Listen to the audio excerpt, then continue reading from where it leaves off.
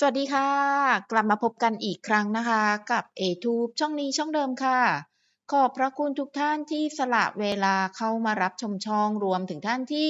ช่วยดูโฆษณาและคลิปวิดีโอจนจบคลิปให้ด้วยและหลายๆท่านที่ช่วยเขียนคอมเมนต์ให้ข้อมูลข่าวสารอัปเดตต่างๆมาให้อย่างมากมายเลยเป็นพระคุณอย่างสูงเลยนะคะเดี๋ยวคลิปนี้นะเรียกได้ว่ามันมีสตอรี่เบื้องหลังอะไรอยู่เนาะที่เราก็ คือวงการบันเทิงเราก็ไม่ได้รู้อะไรมากแต่ว่าดูแล้วเจเจ้เขาคงรู้อะไรอย่างเงี้ยเนาะกับเหตุการณ์เก็บตกจากงานกาลาเวปัวกาลาไนท์เมื่อคืนเนาะเรียกได้ว่ามันมีเบื้องลึกเบื้องหลังอะไรแล้วเจเจ้เขารู้แต่ว่าพวกเราไม่รู้ก็มารู้กันวันนี้นี่แหละนะคะคนที่ทำอยู่วงการบันเทิงอะไรพวกเนี้ยเขาน่าจะรู้กันอยู่มันเป็นเบื้องลึกเบื้องหลังอะไรที่คนฮือฮากันกับหลายๆช็อตที่เกิดขึ้นนะคะโดยเฉพาะของพี่หลิงน้องออมอะไรอย่างเงี้ย เดี๋ยวเรามาว่ากันกับเหตุการณ์นะที่พี่หลิงฉุดมือน้องออมเดินไปเลยไม่ฟังพนักงานอะไรอย่างเงี้ยแล้วมันก็ทำให้เกิดข้อเอ่อพูดกันมากมายเลย Talk of the Town จะว่างั้นก็ได้นะใช่ไหมตั้งแต่เมื่อคืนแล้วงานจบโอ้โฮนะที่เอทำไปคลิปใช่เปล่าเมื่อตอนกลางวันหรือตอนเช้าเนี่ยนะ ทางฝั่งอินเตอร์แฟนโดยเฉพาะทางฝั่งตะวันตกและของไทยก็เฮ้เฮ้เฮ้ใช่ไหมแต่ว่าทางฝั่งจีนเองยังไม่ดูฝั่งจีนก็มีค่ะก็บอกว่าเป็นคู่น่ารักนู่นนี่นั่นแต่สำหรับพวกคลิปเดี่ยวอะไรอย่างเงี้ยหรือว่าพวกคนที่แบบว่าเขาอยู่ในวงการหรืออะไรอย่างเงี้ยเรามาดูมุมมองเขาเนาะก็อันนี้บอกเลยนะคลิปนี้แล้วแต่คิดวิเคราะห์แยกแยะกันเองบางท่านเอว่าทราบมาแล้วบางท่านยังไม่ทราบเดี๋ยวมาตามนะคะกับคลิปนี้กัน ก่อนจะไปตามกันยาวๆอย่างไม่ติดขัดค่ะสำหรับท่านไหนที่ต้องการช้อปปิงช้อปปี้อยู่แล้วสามารถช็อปผ่านช่อง ATube ได้เลยนะคะโดยท่านไหนที่ดูผ่านเวอร์ชันคอมพิวเตอร์ค่ะมันจะอยู่ตรงมุมซ้ายล่างจอมันจะมีคำว่าคลิกดูผลิตภัณฑ์ก็คลิกเข้าไปเลยค่ะส่วนท่านไหนดูผ่านเวอร์ชันมือถือเนาะก็จะอยู่ใต้ล่างคลิปเองก็จะมีคำว่า more more หรือว่าเพิ่มเติมเนาะก็คลิกเข้าไปเลยแล้วเดี๋ยวมันจะเจอสินค้าที่เอเลือกสรรมาให้ นะคะก็เลือกจิ้มไปสักสินค้าใดสินค้าหนึ่งเดี๋ยวมันจะทำหน้าที่เป็นเหมือนสะพานค่ะพาท่านเชื่อมต่อไปสู่แอป Shopee หลังจากนั้นท่านก็ไปเลือกสรรหาสินค้าที่ท่านต้องการใดๆได้เลยในแอป Shopee ง่ายๆแค่1จิ้มของท่านจ้าล่ะมันเกิดเรื่องราวอะไรขึ้นคือเอว่ามันน่าจะเป็นช็อตเมื่อวานที่แบบว้าวพี่ลิงเซ็กซี่พี่ลิงกล้าหาญพี่ลิงสู้อะไรอย่างเงี้ยเป็นต้นนะประมาณนี้ก็คือแฟนๆอินเตอร์แฟนอะไรเขาก็แบบโอ้ my god ในขณะที่คืออินเตอร์แฟนเขาไม่รู้หรอกนะคะว่าไม่รู้ล่ะมันงานอะไรไม่รู้อะแต่ว่าเหมือนกับพี่หลิงประมาณว่าไม่ฟังเจ้าหน้าที่ที่แบบว่าเราก็ไม่รู้ว่าเจ้าหน้าที่ท่านนั้นต้องการอะไรกันแน่บางคนก็ตีความหมายว่าเจ้าหน้าที่เขาอาจจะบอกว่าเฮ้ยเดินผิดจังหวะหรือเปล่าให้ไปเริ่มเดินใหม่อะไรอย่างเงี้ยก็แล้วแต่คนตีความบางคนบอกว่าไม่เขาไม่ให้พี่หลิงกับน้องออมเดินพร้อมกัน นะให้เดินแยกกันคนละคนนะคะก็ว่ากันไปแล้วแต่ตามความคิดเห็นของแต่ละท่านแต่ในความเป็นจริงหน้างานอะไรใดๆเราก็ไม่รู้ว่าสรุปความหมายมันคืออะไรนะคะแต่ทางโลกโซเชียลนะคะโดยเฉพาะคนไทยก็มีคนจีนก็เยอะนะคะที่เขาก็มาอธิบายว่าคือภาพนั้นคลิปนั้นออกไปอะคลิปเดียวมันมีหลากหลายความหมาย บ้างแรกๆเลยก็ตีความว่าพี่หลินปกป้องเพื่อหญิงที่ตัวเองรักฉันจะไม่แยกจากน้องออมผู้หญิงที่ฉันรักอะไรอย่างเงี้ยใช่ไหมส่วนมากเขาจะเห็นไปในเรื่องของความกล้าหาญความเด็ดเดี่ยวของพี่นะคะที่แบบว่าไม่สนนะ no สน no care ก็ฉันจะเดินคู่ฉันมาในนามหลิงออมมองกันในเวนั้นใช่ไหม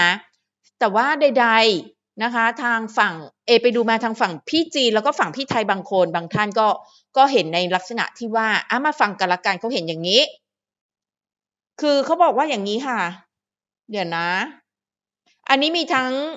ทางจีนแล้วก็ทางไทยด้วยนะก็ต้องขอบพระคุณข้อมูลทุกท่านเลยบางทีอาจจะมีข้อมูลคอมเมนต์ของท่านที่มาให้รายละเอียดเพิ่มเติมกับคนที่ไม่ได้อยู่ในวงการบันเทิงอะไรอย่างเงี้ยเขาก็ไม่รู้กันหรอกหรือว่าในวงการการตลาดอะไรอย่างเงี้ยเขาบอกว่านี่คือความจริงนะเขาบอกว่าเล่าถึงศิลปินชาวจีนที่มีชื่อเสียงนะจะไม่เคยถ่ายรูปกับรถยนต์คันดังกล่าวเลยเพราะว่าในงานพวกเนี้ยงานกา l า Night งานที่แบบ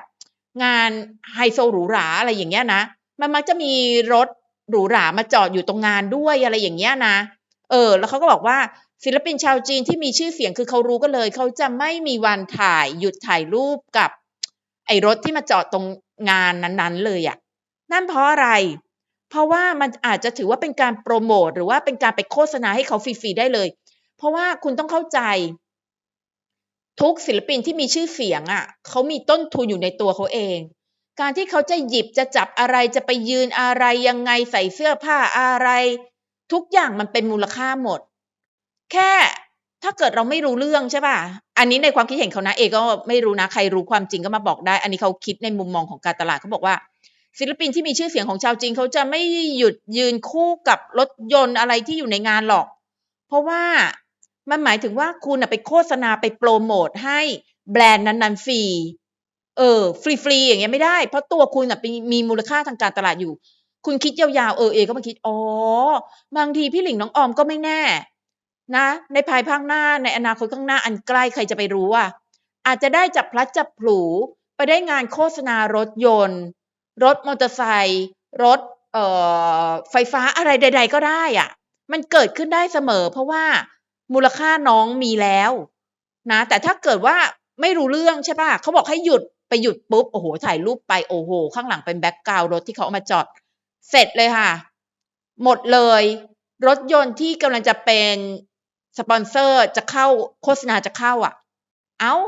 ภาพของเธอสมมุตินะภาพของหลิงออมไปอยู่ตรงหน้ารถแบรนด์นั้นแล้วหมดกันแล้วคุณคิดดูมูลค่าที่รถคันนั้นจะมาจ้างหลิงออมอะมันกี่ล้านล่ะหายไปเลยนะศูนย์ไปเลยวับหรือว่าถ้าไม่ศูนย์ก็คือเรียกไม่ค่อยขึ้นอ่ะเพราะว่าเหมือนกับว่าหน้าคุณอ่ะมันไปตาประทับอยู่กับรถแบรนด์นั้นแล้วอะเอออ๋อแล้วก็อ๋อโอ้โฮล้ำลึกมากเพราะฉะนั้นการที่เขาก็ตีความไปในแนวนั้นเพราะว่าเอว่าคงใน social คงเดือดอะประมาณว่าประมาณว่าพี่หลิงดื้อตาใสที่เอก็ใช้คำเหมือนกันเพราะเราก็ไม่รู้การตลาดนะแต่เนี่ยเขามาอธิบายนะมันมีอะไรมากกว่านั้นเดี๋ยวจะกลายเป็นแบบชพี่หลิงจะดูไม่ดีไงกลายเป็นว่าอ้าวขัดขืน exhibitor เหรอ exhibitor เขาก็มีแพลนงานมีคิวงานเขาอยู่แล้วพี่หลิงแบบดื้อตาใสไปเดินอย่างงั้นไม่ใช่ไม่ใช่เขากำลังมาแก้ตัวให้กับพี่หลิงอยู่อย่าเข้าใจพี่หลิงผิดนะคะมาดูกันต่อเขาเขียนว่าไง ศิลปินชาวจีน อันนี้เขายกตัวอย่างศิลปินชาวจีนที่มีชื่อเสียงจะไม่เคยถ่ายรูปกับรถยนต์คันดังกล่าวเลย เพราะอาจจะถือเป็นการโปรโมตโฆษณาให้อย่างฟรีๆไปเลยก็ได้ แล้วตัวศิลปินเองอาจจะต้องมีส่วนรับผิดชอบต่อสิ่งที่เกิดขึ้นกับรถด้วย ดังนั้นดาราศิลปินชื่อดังเขาจะเดินเร็วๆเลยเพื่อหลีกเลี่ยงการถูกจับภาพกับรถคันนั้นมหากใครไม่รู้จักโลกบันเทิงเลยหรือว่ามีความคิดเห็นที่ผิดๆ ก็ไม่ควรแสดงความคิดเห็นของคุณออกไป ทำไมล่ะ ผู้คนถึงคิดว่าหลิงหลิงจงใจเพิกเฉยต่อพนักงานคนนั้นเพื่อจะทำสิ่งที่ตัวเองต้องการ คุณลืมไปแล้วเหรอ ใครก็ตามที่เคยได้ร่วมงานกับพี่หลิงที่ผ่านมาจะบอกเสมอว่าหลิงหลิงให้ความร่วมมือกับทีมงานเป็นอย่างดี และจะทำทุกอย่างที่ทีมงานขอให้เธอทำ ใช่ เออ อ๋อ เอาอย่างนี้แล้วกัน ไม่รู้คือไม่ผิด แต่ถ้ารู้แล้วเราก็จะได้มันก็ต้องโอ้มาก่อนฉลาดอะนะมันก็ต้องโอ้มาก่อนนะเราไม่เข้าใจก็ไม่ได้โอ้หรอกแต่ตอนนี้อ๋อการตลาดมันมีอะไรที่อะไรมากกว่านั้นพี่หลิงฉลาดเนาะคือพี่หลิงคงคิดว่านะว่าพี่หลิงไม่เล่น social พี่หลิงไม่ได้เล่นแค่ social เท่านั้นพี่หลิงไปเล่น social นอกแล้วก็คงอ่านอะไรอย่างเงี้ยคือมันมีกลเม็ดอะไรอย่างเงี้ยซุกๆไว้อะไรอย่างเงี้ยคนดังอะก็ต้องรู้เท่าทันโลกพี่หลิงไม่เล่น social ว่าเล่นแต่เขาเลือกเล่นเขาเลือกเสพอะไรอย่างเงี้ยเขาจะไม่ได้แบบมาดูว่าใครพูดถึงเขายังไงอะดูผ่านๆพอให้รู้แต่แบบก็จะรู้ความเป็นไปของโลกด้วยไม่เล่น social ไม่ใช่ไม่เล่น social ไม่รู้ว่าโลกภายนอกยังไงอะไรไม่ใช่คือหลายๆครั้งที่พี่หลิงให้สัมภาษณ์กับผู้สื่อข่าวหรืออะไรอย่างเงี้ยก็จะไม่ทันบ้างเพราะว่าอ้าวเหรอมันเกิดเรื่องอะไรขึ้นเหรอคะในโลก social อะไรอย่างเงี้ยนั่นก็เพราะว่าพี่หลิงอาจจะไปทุ่มเทให้ความใส่ใจกับเรื่องอื่นอย่างเรื่องเหล่านี้มันมีประโยชน์กับตัวพี่หลิงเองนะพี่หลิงน้องออมอะ พี่หลิงน้องออมชื่อนี้มีมูลค่าแล้วก็ตัวด้วยตัวบุคคลด้วยเวลาจะไปให้ใครถ่ายภาพอะไรอย่างเงี้ยมันมีมูลค่าหมดเลยอะก็ต้องระวังอ๋อมันเป็นอย่างเงี้ยเหรอเอก็เพิ่งรู้เนาะแล้วคุณคิดว่าพี่หลิงใช่ไหม ใช่ไหมที่จับน้องออมแบบเดินจูงมือเร็วๆเลยอ่ะดูแล้วก็มีเขาเนอะอ๋อมันเป็นอย่างนี้โหยพี่โคตรฉลาดอ่ะนะคะพี่โคตรฉลาดเราไม่รู้ก็นึกว่าโอ๊ยพี่หลิงไม่อยากจะแยกจากน้องออมจูงมือกันไปอะไรใดๆไม่รู้อ่ะนะคุณคิดเห็นกันว่ายังไงคิดว่าคอมเมนต์ที่คนนี้เขาพูดอ๋อมันเป็นอย่างนี้มันก็มีเหตุผลฟังได้เราก็ไม่รู้อ่ะไม่รู้ก็ไม่ผิดแต่รู้แล้วเราก็วันหลังเราก็ก็รู้แล้วไงอ๋อมันมีอย่างนี้อยู่เนาะโอ้โห108เล่มอะไรนะ108เล่มเกวียนใช่ไหมเขาพูดอย่างนี้นะโอ้เขาบอกว่าพี่หลิงทำอย่างเงี้ยเพื่อออกมาปกป้องมูลค่าทางการตลาดของหลิงออมเพื่อให้แน่ใจได้ว่าไม่มีใครมาเอาเปรียบกับอันเนี้ยนะใช่ๆถ้าการทำอย่างนั้นจริงๆถ้าเป็นความต้องการที่จะจับภาพหลิงออมคู่กับรถอะไรอย่างเงี้ยใช่มันเป็นการเอาเปรียบน้องๆเขาแล้วเดี๋ยววันหลังน้องๆเขาเผื่อจะได้เป็นใช่ไหมแบรนด์แอมรถแบรนด์ใดแบรนด์หนึ่งอ่ะมันหมดเลยอะมูลค่าทางการตลาดมันลดลงทันทีอะเพราะคุณเคยมีหน้าไปปะไว้กับแบรนด์นั้นแล้วโดยที่ไม่ได้อะไรเลยสักบาทก็ฉลาดอะอ๋อพวกเราไม่โอ้หรอกคุณเพราะเราไม่รู้นี่ว่าตรงนั้นมีรถเราก็ดูแต่ภาพมุมใกล้มุมแบบมุมแคบมากเราก็เห็นแต่อย่างนั้นอะเราไม่โอ้หรอกค่ะเพียงแต่ว่าเราไม่ได้อยู่หน้างานเราก็ไม่รู้ไงอ๋อมันมีอะไรจอดอยู่แถวๆข้างหลังแล้วมันอาจจะจับภาพไปได้แล้วมันทำให้คิดไปในเวนั้นได้ เราไม่ได้โอ้นะคะถ้าใครคิดแบบว่าเมื่อคืนที่แบบคิดผีว่าผีจะช่วยปกป้องน้องอะไรใดๆเราไม่ได้อยู่หน้างานเราไม่รู้หรอกว่ามันมีอะไรอยู่กว้างๆมันอาจจะจับภาพให้เห็นโน่นนี่นั่นอะไรได้เราก็เห็นแค่มุมแคบๆแต่ใดๆเราก็ไม่รู้อีกเพราะเราก็ไม่ได้อยู่หน้างานเราก็ดูแต่ภาพที่เขาเก็บมาให้ใช่ปะเราก็ได้แต่ฟังถามว่าคอมเมนต์นี้ฟังขึ้นไหมก็ฟังขึ้นแล้วก็ฟังหูไว้หูแล้วกันเอาไว้เวทอีกทีพี่หลิงอาจจะอยากปกป้องน้องออมจริงๆก็ได้ฉันจะเดินคู่กันอะไรอย่างนี้ก็ได้ หรืออาจจะเป็นการปกป้องมูลค่าทางการตลาดหลิงออมก็ได้ไม่ให้ใครไปจับภาพคว้าโอกาสไปเฉยๆเลยโดยที่ฉันไม่ได้สักบาทอันนี้ก็ฟังขึ้นก็แล้วแต่คิดวิเคราะห์แยกแยะกันเองเลยแต่ว่ามันล้ำลึกมากมันล้ำลึกมากนะพี่หลิงแค่ออกมาปกป้องมูลค่าทางการตลาดของหลิงออมเพื่อให้แน่ใจว่าไม่มีใครมาฉวยโอกาสนะคะแต่หลายคนกลับคิดว่าหลิงหลิงไม่เป็นมืออาชีพมันพูดไปได้ยังไงอะนะมันเป็นความคิดที่เนกาทีฟมากเลยไปคิดกับพี่หลิงอย่างนั้นได้ไงใช่พี่หลิงเขาพูดมาก็มีเหตุผลค่ะพี่หลิงไปร่วมงานกับหลากหลายทีมงานแล้วมีแต่คนชมว่าคนนี้ร่วมงานง่ายอยากให้ทำอะไรก็ทำแต่ว่าคือทำอะไรให้ทำเนี่ยก็คือหมายถึงว่ามันต้องเพื่อเป็นการสนับสนุนผลงานเนื้องานอะไรอย่างเงี้ยทำอยู่แล้วค่ะแต่ถ้าจะมาเอาเปรียบอะไรเนี่ยเราต้องมีสิทธิ์เรียกร้องสิทธิของตัวเองถ้าเราเมื่อไหร่ที่รู้สึกถูกเอาเปรียบเราก็อย่าไปยอม ถ้าเป็นอย่างนั้นจริงๆตามที่คอมเมนต์นี้บอกนะคือพี่หลิงโคตรฉลาดเลยอะอืมเนาะนะคะอันนี้คือพวกคลิปนี้จะเป็นแบบเบื้องลึกเบื้องหลังอย่าง CCTV ที่สัมภาษณ์พี่หลิงไปนะคะเขาบอกดาราศิลปินชาวไทยที่โดนสัมภาษณ์นอกจากพี่หลิงแล้วก็ยังมีบิลกิ้นแล้วก็ต้าอู่ด้วยมาดูกันหน่อยอันนี้แฟนๆชาวจีนเขาบอกว่า CCTV เนี่ยเนื่องจากเป็นองค์กรโทรทัศน์แห่งชาติของจีนนะคะก็คือเขาจะสัมภาษณ์ใครอะเขาไม่สัวเขาไม่มั่วคือเขาต้องคัดมาแล้วว่าคุณค่าที่คุณคู่ควรคุณต้องมีเหตุผลอะไรบางอย่างนะคะเขาถึงจะสัมภาษณ์การสัมภาษณ์ทั้งหมดของทาง CCTV อะมีการเตรียมอะไรอย่างพิถีพิถันแล้วก็ประสานงานกับทีมงานล่วงหน้าเอาไว้แล้วนะคะเขาบอกนี่มาดูบทความนี้ เขียนโดยผู้สื่อข่าวของ CCTV เอามาบทความนี้เขียนโดยผู้สื่อข่าว CCTV เอเชียแปซิฟิกประจำประเทศไทยซึ่งจะอธิบายว่าทำไม CCTV ถึงเลือกหลิงหลิงเป็นผู้ถูกสัมภาษณ์นะคะก็ไม่ใช่พี่หลิงคนเดียวนะมีถึง3คนไหนมาดูซินะคะเราก็อยากรู้เหมือนกันใช่ไหมตอนแรกเราก็นึกว่าอ๋อเพราะว่าพี่หลิงไปดังมากที่จีนอะไรอย่างเงี้ยไม่ใช่เขามองอะไรลึกไปกว่านั้นคุณคนจีนเขาละเอียดเขาอย่างนี้เลยค่ะ อันนี้บอกว่าอันนี้ก็ขอบพระคุณข้อมูลนะเดี๋ยวอย่างนี้เดี๋ยวนะ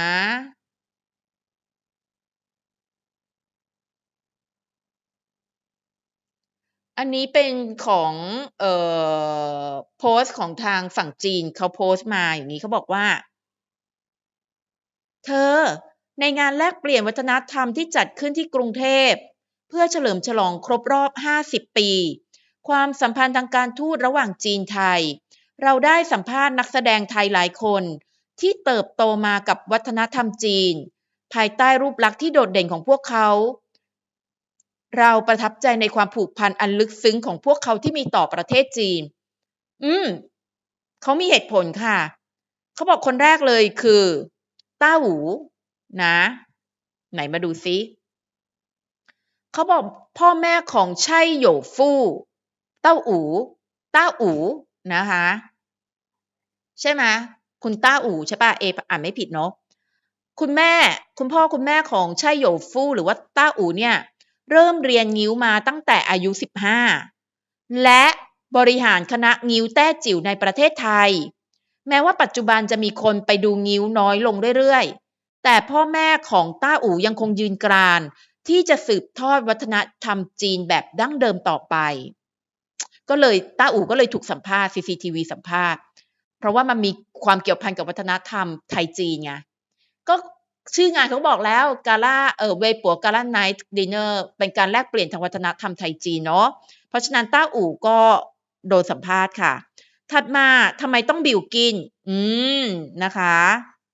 บิลกินเขาบอกว่าหลังจากได้รับบทแสดงนำในภาพยนตร์เรื่องหลานมาหม่าฉุนเหยาชื่อของบิลกินเนาะภาษาจีนแซ่หม่าฉุนเหยาก็มีความเข้าใจที่ลึกซึ้งมากขึ้นเกี่ยวกับความผูกพันระหว่างครอบครัวชาวจีนและเข้าใจถึงความยากลำบากที่ผู้อาวุโสต้องเผชิญมากขึ้นอ่ามันก็เกี่ยวกับความสัมพันธ์แบบไทยจีนอะนะคือลูกหลานไทยเชื้อสายจีนนะคะที่ถึงแม้เราจะอยู่ในประเทศไทยแต่เราก็ยังมีแบบว่ารากฐานวัฒนธรรมแบบจีนอยู่อะหลานมาก็เลยนะคะสัมภาษณ์บิลกินสุดท้ายคือหลิงหลิงควงค่ะหลิงหลิงควงเกิดที่ฮ่องกงและมาจากครอบครัวเชื้อสายจีนไทยคุณก็ต้องรู้นะอันนี้บทความเขียนจากคนประเทศจีนเขาต้องเอาจีนขึ้นก่อนนะอันนี้เรารู้กันนะคะมาจากครอบครัวเชื้อสายจีนไทยหลิงหลิงสนใจชุดประจำชาติจีนหลากหลายมากๆและเราก็อยากเห็นหลิงหลิงได้ลองใส่ชุดประจำชาติเหล่านั้นนะให้ดูจริงๆเลยหรอพี่หลิงสนใจอยากใส่ชุดประจำชาติของจีนเพราะจีนเขามีชุด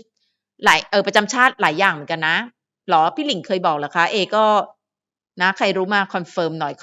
ขาชื่อจุดเด่นพี่หลิงอันนี้คือจุดเด่นเดียวจุดเด่นแบบพูดมาครั้งแรกก็รู้เลยว่าก็ไทยจีนนะก็เกิดฮ่องกงอะแล้วมาโตที่ไทยอะเนาะนะคะแล้วก็เขาก็ยังพูดอีกว่าพี่หลิงสนใจชุดจีนอะชุดประจำชาติจีนมากมายเลยและอยากให้หลิงหลิงได้ใส่ชุดเหล่านั้นจริงๆนะคะทางเราหวังว่านักแสดงรุ่นใหม่ของไทยจะมีส่วนร่วมในการแลกเปลี่ยนวัฒนธรรมระหว่างจีนไทยมากขึ้นและเป็นสะพานมิตรภาพที่เชื่อมโยงทั้งสองประเทศเข้าด้วยกันผ่านทางนี่แหละค่ะดาราศิลปินนั่นโอ้คราวนี้เราก็มารู้เบื้องหลังแล้วเนาะว่าทำไมจะต้องเป็นพี่หลิงที่ถูก CCTV สัมภาษณ์มันคือคนจีนเขารู้เลยอะโอ้โหถ้า CCTV สัมภาษณ์มันไม่ธรรมดาแล้วอะนะแล้วของคนไทยก็ยังมีต้าอูมีเอ่อคุณบิลกินด้วยนะไหนมาดูซิปรบมือสิคะรออะไรนะอืมดีค่ะดีก็คือเราจะได้เรียนรู้เพิ่มเติมด้วยว่ามันเป็นอย่างนี้ลักษณะการเอ่องานของคนจีนอิเวนต์ของคนจีนมันเป็นอย่างนี้เป็นงานที่ก็ถือว่าละเอียดนะแพลนงานมาอย่างดีจัดครั้งแรกหรือเปล่าคะเพราะว่าเห็นแฟนๆชาวจีนบอกว่าหวังว่าจะได้เห็นพี่หลิงในปีต่อไปด้วยปีก่อนๆมีมั้ยงานเนี้ยเนาะอ๋อ นะเขาบอกว่า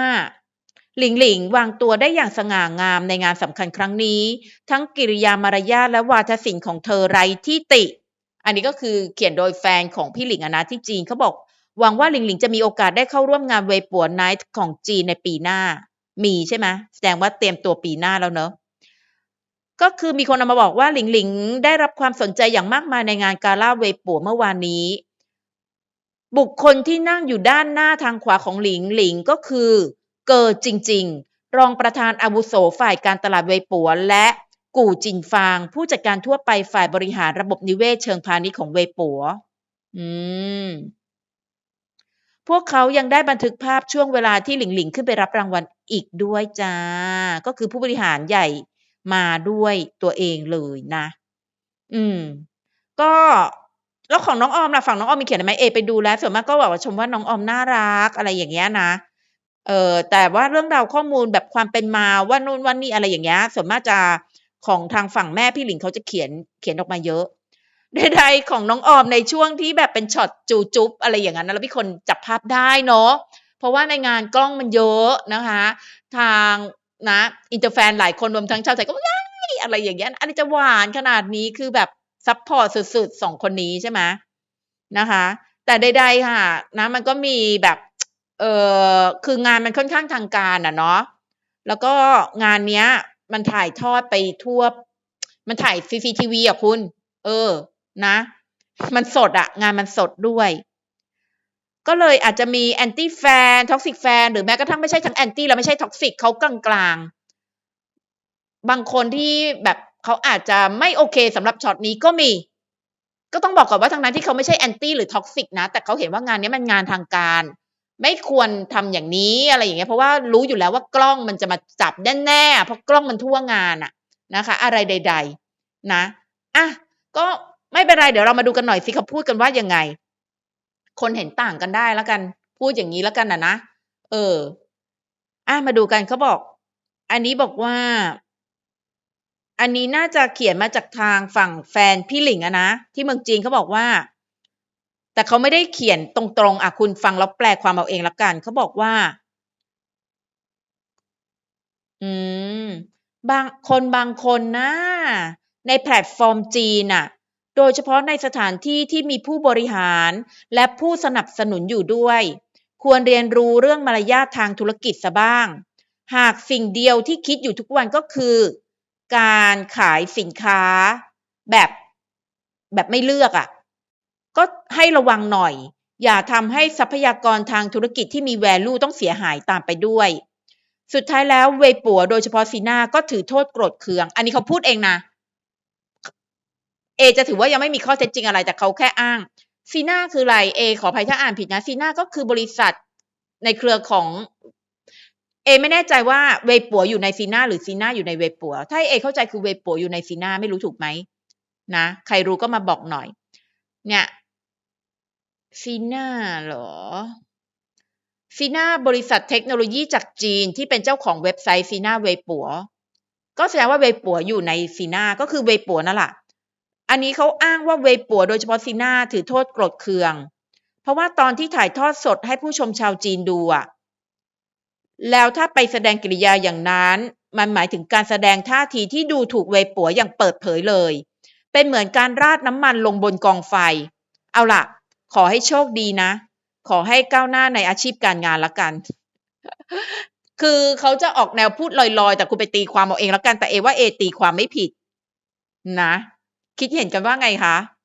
อืมก็ประมาณว่าแบบงานนี้มันค่อนข้างงานทางการมากๆแล้วมันถ่ายทอดสดด้วยไปที่จีนอะไรอย่างเงี้ยแล้วเราก็รู้อยู่ว่าทางจีนค่อนข้างซีเครียดเรื่องนี้นะคะเออไอคอมเมนต์แรกนะคะจากคนไทยขออนุญาตนะไม่รู้จะมาอยู่ช่องด้วยไหมหรืออาจจะไม่อยู่ขออนุญาตนะคะคนไทยเข้าไปเขียนบอกว่าฉันหวังว่าเรื่องนั้นมันจะไม่ส่งผลเสียต่อภาพลักษณ์ของหลิงนะคะฉันเข้าใจบางอย่างในจีนยังไม่เปิดกว้างอยู่แล้วคนที่เอามาเขียนนะคะน่าจะคนรักพี่หลิงแหละเขาบอกว่าก็พวกเรากำลังดูถ่ายทอดสดกันอยู่แล้วเว่ยป๋วก็เกิดความล่าช้าไป10 นาทีปรากฏว่าไม่มีฉากแบบนั้นให้เห็น ต่อมาเมื่อหลิงขึ้นเวทีผู้บริหารที่ยืนอยู่ด้านหน้าก็แสดงความยินดีกันใหญ่คล้ายๆว่าตัดไปเลยอะไรอย่างเงี้ยนะบอกกำลังดูถ่ายทอดสดอยู่ดีแล้วอยู่ดีภาพมันดีเลย์อะไปตัดอีกทีพี่หลิงก็ไปยืนอยู่ตรงเวทีแล้วนะอืมประมาณนั้นก็เลยไม่มีฉากอันนั้นออกถ่ายอากาศถ่ายทอดสดถ่ายทอดสดมันจะเป็นอะไรที่นั่นแหละนะทางคนไทยบอกว่าถือเป็นเรื่องราวดีๆและน่ายินดีมากค่ะนะคะบอกคนนี้ไม่รู้เรื่องบอกเกิดอะไรขึ้นหรอฉันถามได้ไหมอะอืมนะคะคือถ้าก็ไม่รู้นะตอนถ่ายทอดสดเห็นไหมแต่ว่าที่เราเห็นกันนั่นคือเบื้องหลังอะเนาะมีคนถ่ายมาได้เขาบอกว่าก็นี่นั่นแหละมันก็เลยเป็นเหตุผลว่าทำไมบิลกิ้นพีพีตอนเดิน เล็กกับเป็ด นะคะตอนเดินพรมแดงอ่ะนะแล้วก็แบบเดินแยกกันอ่ะบอกอย่าทำอะไรที่มันแบบเขาใช้คำว่าหยาบคายแบบนั้นสิอะไรอย่างเงี้ยนะเออเขาบอกว่าอันนี้ อืมคืออันนี้แล้วแต่คิดวิเคราะห์แยกแยะกันเองเลยส่วนอันนี้ก็น่าจะคนรักพี่หลิงอีกอะนะเขาบอกว่าอือหือไม่ต้องอ่านละกัน อาจจะมีบางคนอาจจะว่าแบบแย่งซีนอะไรหรือเปล่านะในขณะที่แบบจริงๆแล้วซีนนั้นจะต้องเป็นอีกคนจะต้องได้เป็นจุดสนใจอะแต่เป็นการแย่งซีนนะเปล่าพยายามแบบให้ตัวเองแบบมีซีนอะไรอย่างเงี้ยโอ้ยหัวจะปวดเนาะพูดไปหัวจะปวดก็คิดกันได้อะนะ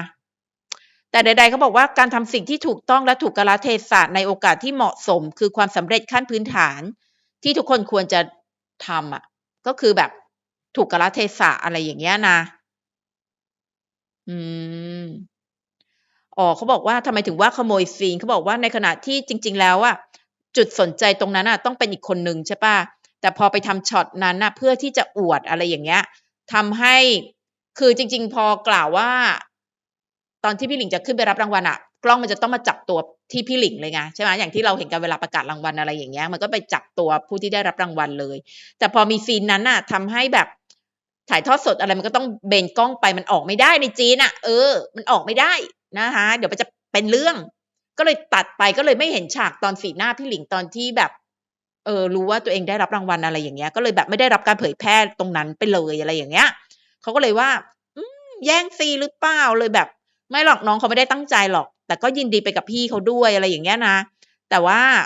มันก็อาจจะทำให้คนมันก็หมิ่นเหม่อยู่ว่ามันจะทำให้คนที่เขาคิดไม่ดีอยู่แล้วอะมันก็อย่างนั้นนั่นแหละถามว่าต้องสนใจไหมเอ่ในความคิดเห็นของเอส่วนตัวของเอเองนะคือถ้ายังคิดว่าเราอะยังอยากจะไปเอ่ทำมาหากินต่อในตลาดจีนแล้วถ้าเป็นงานของทางฝั่งจีนเขาจัดด้วยเอ่อเรื่องที่ค่อนข้างเซนซิทิฟหรืออาจจะมีผลอะไรอย่างเงี้ยเราต้องระมัดระวังนิดหนึ่ง นะเราต้องระมัดระวังนิดหนึ่งถ้าเรายังอยากจะไปต่อนะ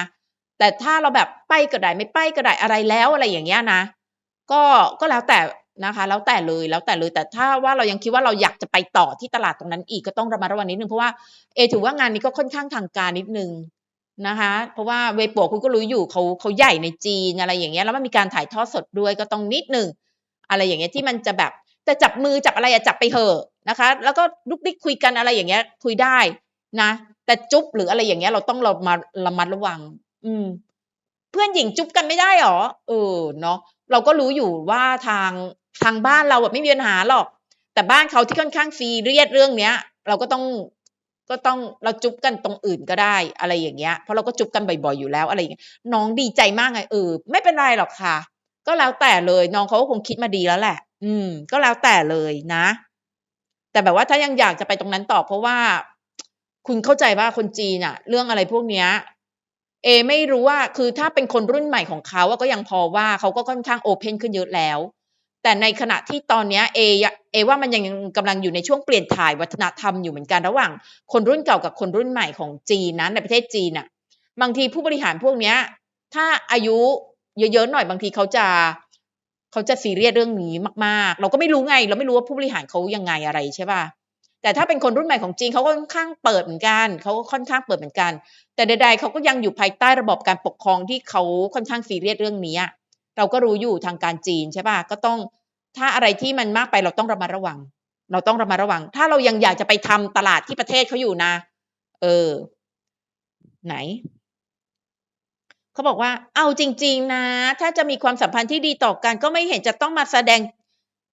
ตอนนั้นน่ะออกมาตอนนั้นเลยตอนที่กล้องกำลังถ่ายโดยเฉพาะในงานประกาศรางวัลที่เราก็รู้อยู่ว่ากล้องมันเยอะมากๆทั่วทุกมุมแล้วยังมีแฟนคลับเข้าไปด้วยอะโดนอยู่แล้วค่ะนะถ้าแฟนคลับเข้าไปด้วยแล้วกล้องของแฟนคลับแต่ละคนน่ะใช่ไหมผู้สื่อข่าวอะไรก็เยอะอืมนะก็ถามว่าไง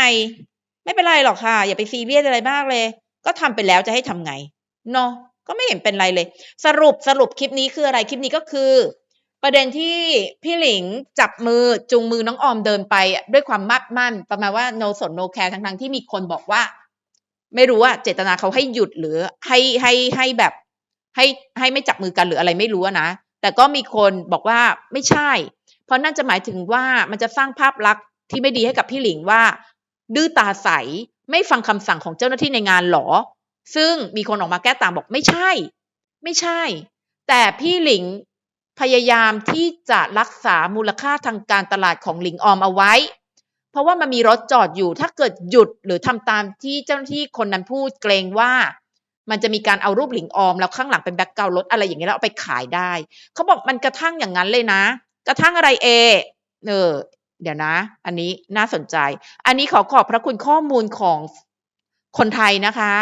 อยู่ใน X นะชื่อคุณ PH เขาให้ข้อมูลอย่างนี้เป็นภาษาไทยเลยค่ะคนไทยเขาบอกว่างานประกาศรางวัลจีนมันจะชอบดีลแบรนด์มาเป็นสปอนที่เห็นบ่อยๆก็คือพรมแดงมันจะมีรถแน่ๆละ1ละแล้วก็อาจจะมีอื่นๆอีกสตาฟจะชอบมาจัดแจงนักแสดงให้ยืนใกล้ๆรถถ้านักแสดงชั่วโมงบินสูงก็คือเดินออกไปเลยไม่สนใจเรื่องอะไรจะต้องมาให้ถ่ายรูปฟรีๆนักแสดงก็มีค่าตัวกันหมดสปอนเซอร์จัดงานไม่เกี่ยวกับนักแสดงยิ่งถ้าเป็นนักแสดงจีนตัวท็อปเซ็นลายเซ็นบนแบ็คดรอปเขาก็จะเซ็นทิปหรือไม่ก็เซ็นให้อ่านแบบไม่ออกแบบไม่ใช่ลายเซ็นที่ใช้ปกติอ่ะเพราะว่าพอจบงานมันมีคนมากรีดเอาลายเซ็นไปขายต่อด้วยแล้วก็หัวเราะอันนี้น่าจะเป็นคนที่ติดตามวงการบันเทิงจีนวงการบันเทิงเมืองนอกมาเยอะอ่ะมันขายได้หมดโดยเฉพาะทางจีนนี่อะไรก็ขายคุณเห็นป่ะของชำร่วยของสมนาคุณที่เป็นเบเนฟิตอะไรเมื่อซื้อสินค้าอะไรขายหมดสแตนดี้พี่หลิงโดนขโมยไม่รู้นักต่อนักเอาหมดใช่ไหมขายหมดเลยแสดงว่านี่อาจจะเป็นแฟนตัวยงของที่จริงเขาก็เลยเรียนรู้วัฒนธรรมบันเทิงจีนมันเป็นอย่างนี้นะขอบพระคุณข้อมูลจากคุณ PH นะคะก็ทำให้เป็นการเบิกเนตรพวกเราไปด้วยแล้วทางฝั่งจีนค่ะเขามาบอกเธอพูดถูกใช่เลยคนจีนมายืนยันเองว่าเป็นอย่างนี้นะคะก็เลยสรุปได้ว่าเหตุการณ์ที่พี่หลิงรีบจูงมือน้องออมโดยไม่ปล่อยให้เดินเร็วๆตามมาเลยอ่ะก็เพราะว่าป้องกันนะคะป้องกันกรณีอย่างนี้แหละนะคะส่วนกรณีที่จูจุ๊บอะไรอย่างนั้นนะก็